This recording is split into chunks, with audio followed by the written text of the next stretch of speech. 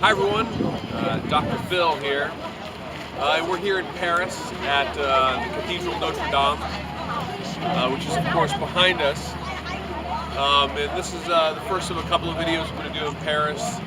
Um, the Notre Dame Cathedral was begun in 1177, though it didn't look anything like that. This cathedral has actually underwent changes and developments and remodelings over 700, 800 years. Initially, it began as a series of smaller buildings that actually, if you looked at that, you wouldn't even imagine that was it. But over time, the cathedral you see behind was sort of built up around those buildings. As you look at the facade there, that basic structure of the face of this cathedral really took shape around 1200. The early 13th century. This is a product of the High Middle Ages, and is the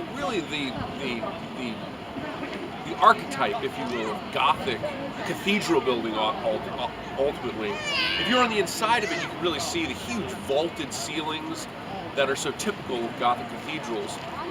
You can't see them from this view, and we can't go around the side to show you, but Gothic cathedrals have what we call flying buttresses, which are these large sort of like arches, if you will, that come out from the sides, and they buttress up the walls of the cathedral. It allows the cathedral to have very long, relatively thin walls.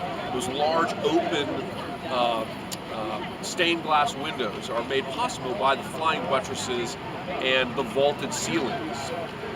So it went through a number of different changes, but the basic form of the Gothic cathedral was taken really by the beginning of the 13th century, the 1200s. So during the 1200s, the cathedral, as you see it now, more or less would be in place. This cathedral, of course, has a storied past. Again, it really represents the revolution in truly medieval engineering with respect to Gothic architecture.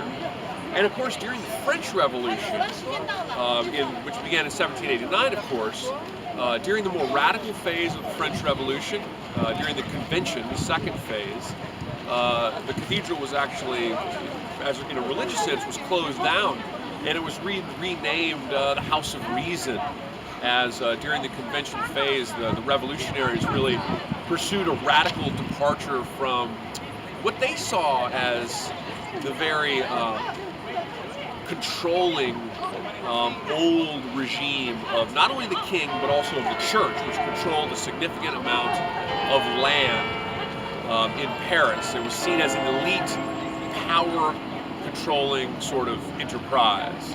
And so during the most radical phase of the French Revolution, the church was, to Catholic masses, closed.